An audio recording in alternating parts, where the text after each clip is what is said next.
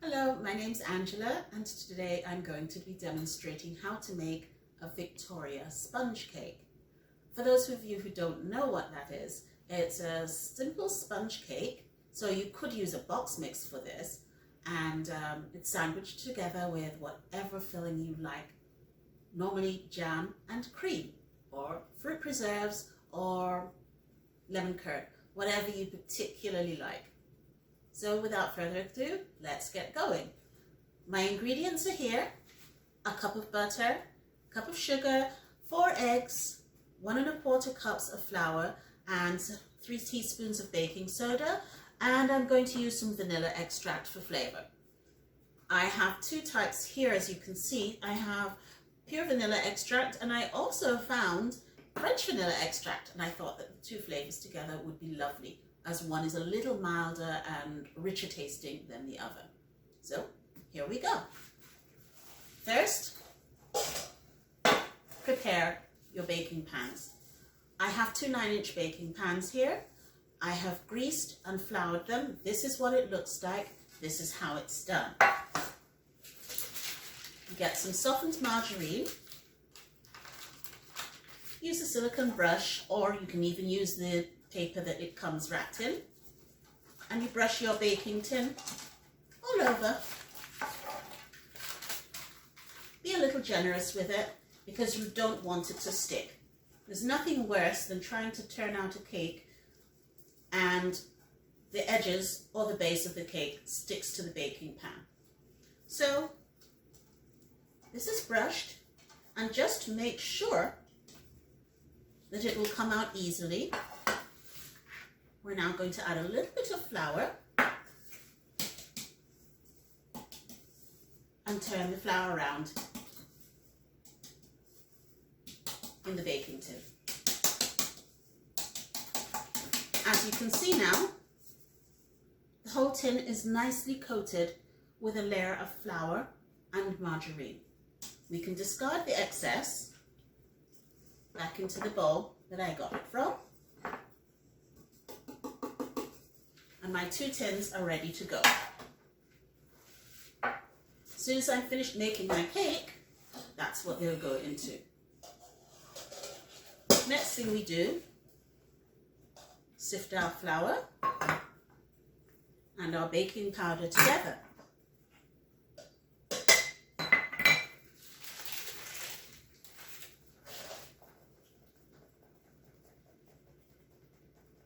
That adds a little extra air to our cake, so this will rise and be lovely and fluffy. Now I'm going to add everything else, all at the same time. So in goes the sugar,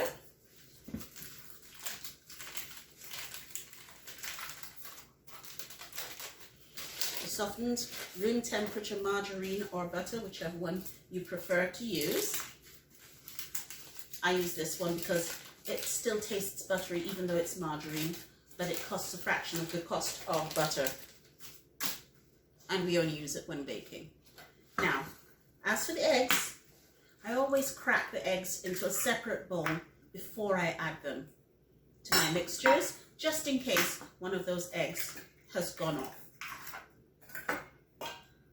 It also helps you avoid having a crunchy cake because you've got bits and pieces of eggshell in the cake batter and hadn't noticed.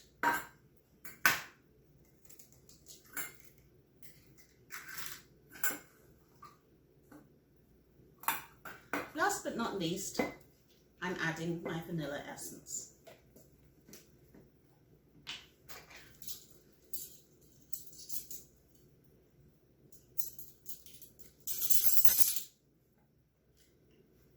Two teaspoons of vanilla.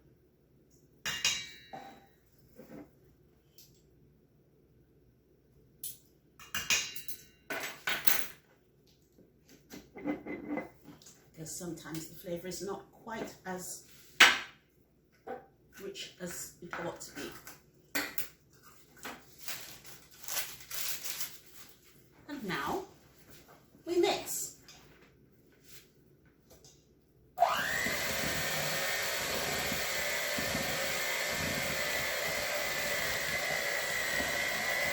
So as you can see, I'm mixing everything at the same time.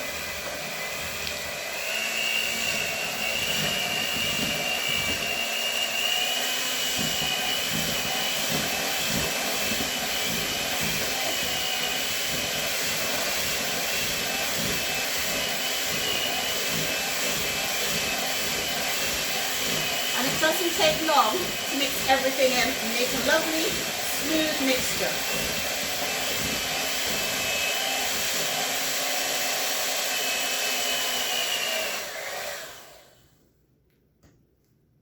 See? Already mixed. Almost as quick as making a mixture from a box. Now I'm going to add just a little bit of water to this so that it is dropping consistency. That is, it's so soft and runny that it drops off of a spoon. We don't want it liquid, but we do want it a little bit more watery.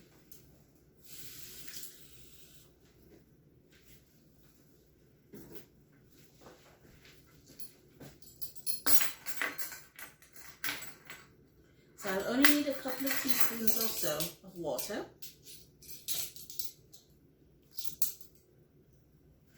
Well, that is 3.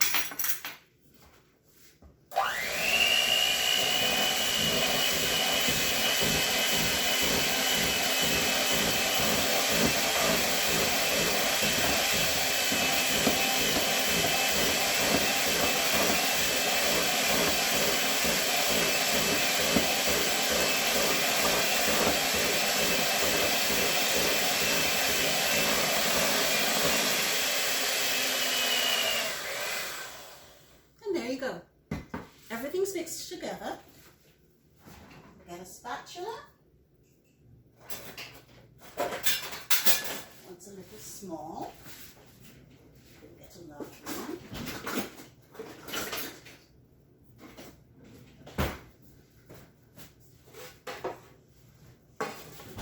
And now it's time to put our batter into the baking tins.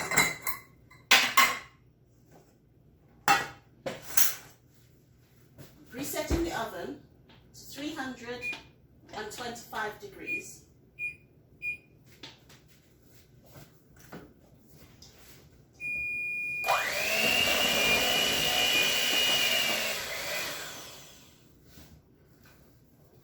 Let's see how easily this will drop off of my spatula. Yes, nice and loose.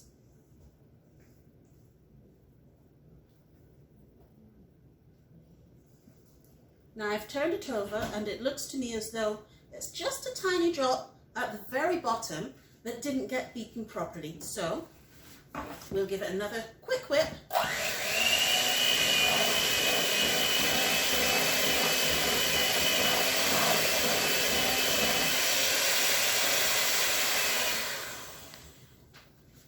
And we're done.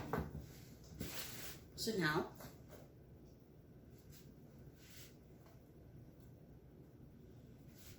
our cake batter into our 2 baking tins, and if you're really fussy you can weigh exactly how much cake mixture you put into each tin so that you get the exact same amount of mixture into each one and you have a beautifully even cake. But if you're not that fussy, you can do a guesstimate like I just did. Now I'm just smoothing the cake mixture around the tin a little because it will even out once I put it in the oven. Doesn't need too much help.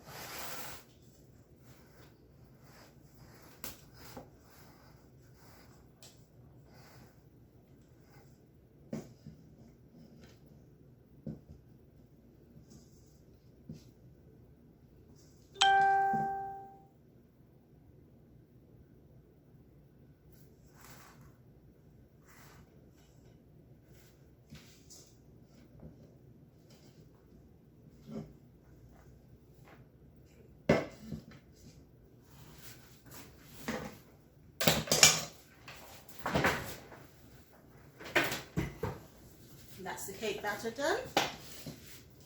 So approximately even. And now I'm going to put my cake in the oven.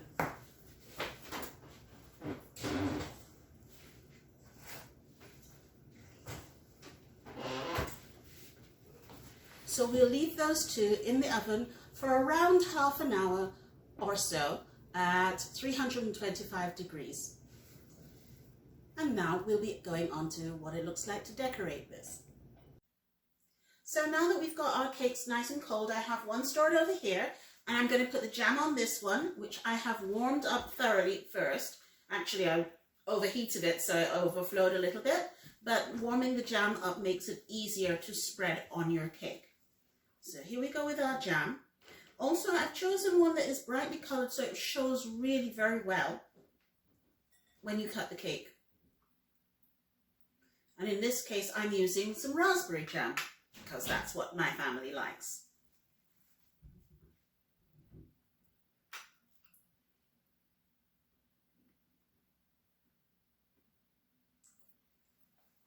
We had a little drip off the side, so we can clear that away. And now we make our filling. The filling is actually just some French vanilla pudding mix. And to make sure that it's nice and firm and doesn't slip off of the cake, we're going to use much less liquid than the recipe requires. So instead of using 1 3/4 cups of liquid, I'm only going to use 1 1/4 cups. And I'm using whipping cream, which will help it to firm up perfectly. And here we go.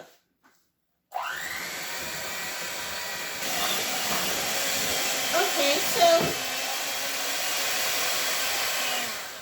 so now our filling is nice and thick and ready. See? Almost cuttable consistency. Lovely and creamy. I'll give it one more quick whip to make sure, and then we're ready to put it on our plate.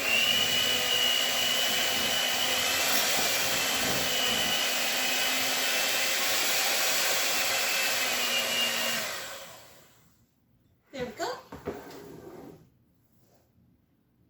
And that's perfect. So let's put this out of the way.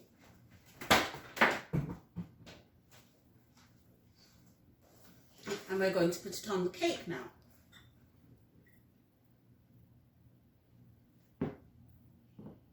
So we'll start in the middle because we're going to let gravity help. Once we put the second cake on top of this, it'll help squish down the filling. And it doesn't matter if it goes over the sides a little bit. It actually looks better if it drips down the side of the cake a little. Now, this is the kind of cake that's best eaten within a day or two. Better yet, if you're going to eat it that same day, then you can afford to cut some fruit, chop some fruit finely, and add it to your jam, your warmed jam. It gives it extra texture, extra flavor.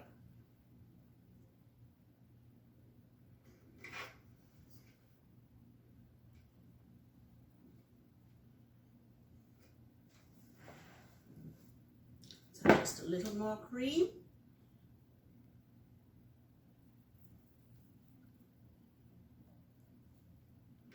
And I think that's enough.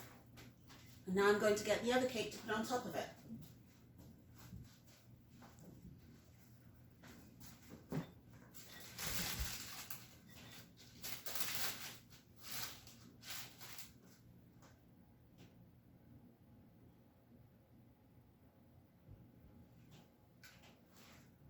Straighten that up.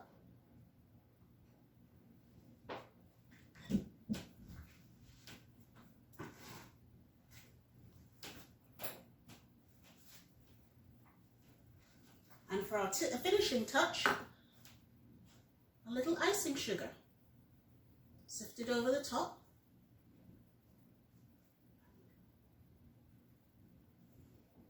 Or if you prefer, you can use granulated sugar.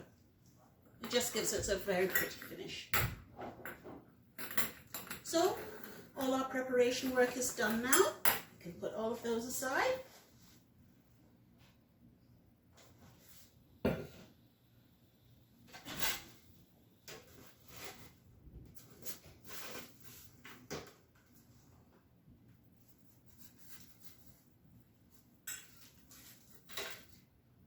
And here's our cake ready to be presented to your guests on a doily. Now I'll move away all the stuff that I'm finished with.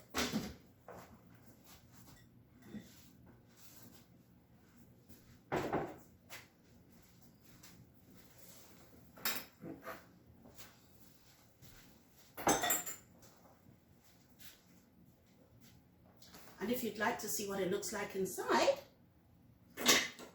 why don't we just cut a piece?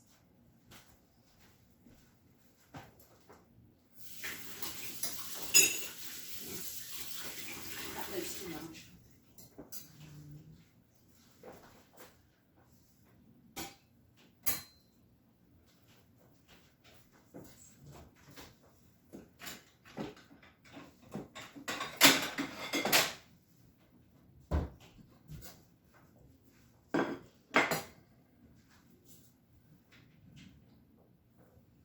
Just need a spatula to help me ease it out.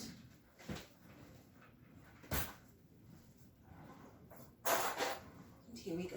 This should do us nicely.